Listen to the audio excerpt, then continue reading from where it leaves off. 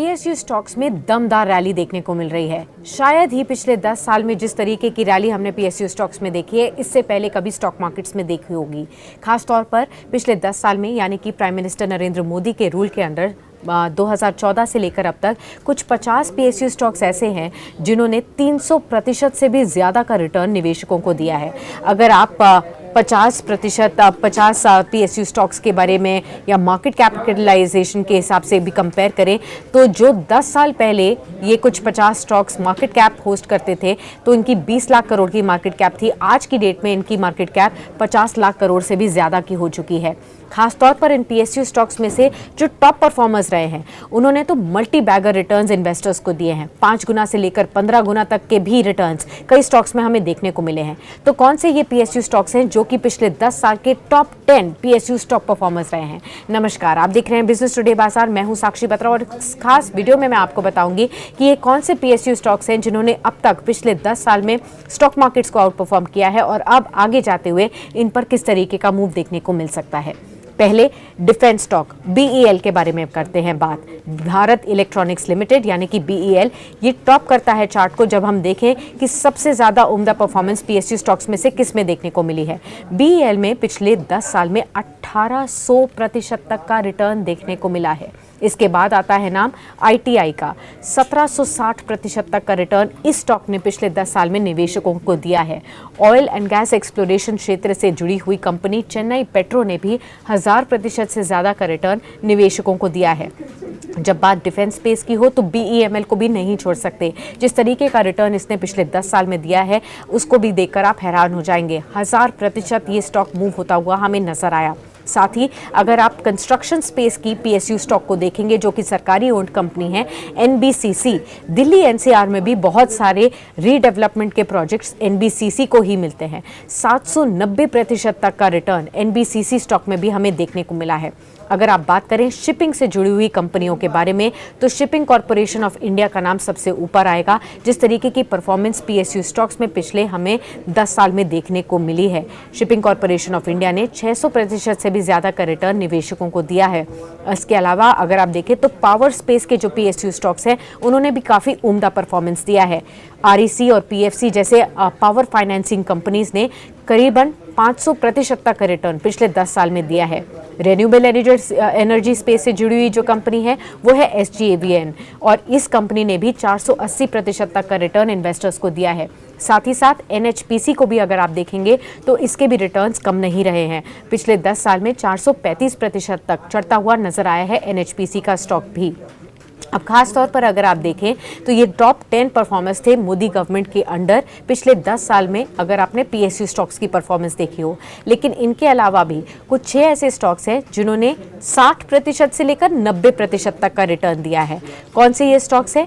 Steel Authority of India, SAIL ने भी बढ़िया रिटर्न दिया है। MMTC, Canara bank, engineers India, BHEL और बैंक ऑफ महाराष्ट्र, ये कुछ ऐसे नाम हैं जहां पर आपको पिछले 10 साल में अच्छे रिटर्न्स देखने को मिले हैं। 100% से ज़्यादा तो नहीं, लेकिन फिर भी आपको 50% से ज़्यादा के रिटर्न्स देखने को मिले हैं। लेकिन कुछ ऐसे स्टॉक्स भी हैं जो कि नए आईपीओस के तौर पर सामने आए पीएसयू स्पेस से मोदी गवर्नमेंट के अंदर। करीबन 15 ऐसी कंपनियां हैं जिनके आईपीओस लॉन्च हुए हैं पिछले 10 साल में पीएसयू क्षेत्र में, जिनमें से सबसे बड़ा नाम था एलआईसी का, यानी कि जो आज तक की हिस्ट्री में इंडिया में सबसे बड़े आईपीओस आए हैं, उनमें से एक नाम है एलआईसी। खास तौर पर यहाँ पर हमने बहुत अच्छा गेन तो नहीं देखा था, सब्सटैंशियल रिटर्न, लेकिन पिछले 1 साल में इम्प्रूवमेंट ज़रूर देखी है। आप देख सकते हैं 60 से 64% तक की तेज़ी एलआईसी में देखने को मिली है। इसके अलावा IREDA, ये एक और पावर फाइनेंसिंग कंपनी है जो कि हाल ही में लिस्ट हुई है, और पिछले 6 महीने के हिसाब से अगर आप देखेंगे तो आपको 100% से ज़्यादा के रिटर्न्स IREDA में देखने को मिलेंगे। कहाँ ये स्टॉक 32 रुपये के आईपीओ के प्राइस पर आया था, आज ये स्टॉक 3 डिजिट में कामकाज कर रहा है और ज़बरदस्त रैली के साथ इसने परफॉर्मेंस दिखाई है। IRCTC, इरकॉन इंटरनेशनल, ये दो ऐसे रेलवे से जुड़े हुए नाम हैं जो कि पिछले एक साल में दमदार रैली इन्वेस्टर्स को दिखा चुके हैं। HAL, ये भी डिफेंस स्पेस का एक पोस्टर बॉय है और पिछले एक साल में इसने दमदार रैली दिखाई है। अगर आप देखेंगे तो 30% तक का मूव देखने को मिला है, लेकिन अगर आप लॉन्ग टर्म चार्ट देखेंगे पिछले 5 साल का, तो आपको पता चलेगा जिस तरीके की दमदार रैली स्टॉक में देखने को मिली है उसमें almost multi bagger returns, almost 10 fold returns भी देखने को मिले हैं। भारत डायनामिक्स भी डिफेंस से जुड़ी हुई एक और कंपनी है जहां पर दमदार रैली आपको देखने को मिली है। ये देखिए HAL का शेयर और आपको दिखेगा कि 500% से ज़्यादा का रिटर्न आपको पिछले 5 साल में HAL के स्टॉक में देखने को मिला है।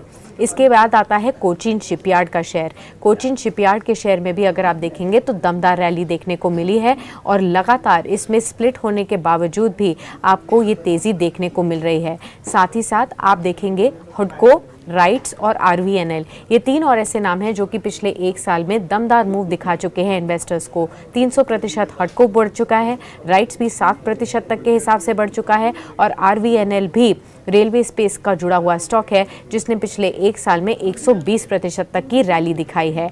अब याद रखिए कि जब से प्राइम मिनिस्टर नरेंद्र मोदी ने अपना ऑफिस संभाला था तब से लेकर अब तक स्टॉक मार्केट के बेंचमार्क इंडेक्स सेंसेक्स में भी ज़बरदस्त रैली देखने को मिल चुकी है।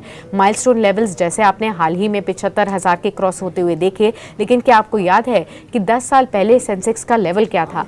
सेंसेक्स का लेवल था 25,000 के ऊपर, यानी कि जब मोदी गवर्नमेंट ने ये ऑफिस संभाला था तब सेंसेक्स केवल 25,000 पे था। आज की डेट में निफ्टी भी 22,000 की तरह मूव करता हुआ दिख रहा है और पिछले 10 साल में सेंसेक्स ने भी अपने लेवल को ट्रिपल कर दिया है, यानी कि सेंसेक्स खुद ही 3 गुना बढ़ चुका है। साथ ही साथ अगर आप BSE की लिस्टेड स्टॉक्स की बात करेंगे जो कि पिछले 10 साल में इन्वेस्टेड रहे हैं, तो इनकी मार्केट कैपिटलाइजेशन भी 80 लाख करोड़ से बढ़कर मल्टीफोल्ड हो चुकी है और 400 लाख करोड़ के पार पहुंच चुकी है। और इसी के साथ इंडिया की जो स्टॉक मार्केट है उसकी गिनती दुनिया की सबसे बड़ी स्टॉक मार्केट्स जो टॉप 4 या 5 नाम हैं उनमें इंडिया की भी गिनती होनी शुरू हो चुकी है। फाइनेंस मिनिस्टर ने भी अपने बयान में ये कहा था कि अगर आप PSU जो लिस्टेड PSUs हैं मोदी गवर्नमेंट के अंदर अगर आप देखेंगे तो इनकी भी मार्केट कैपिटलाइजेशन जो है 81 लिस्टेड कंपनीज की 225% बढ़ चुकी है।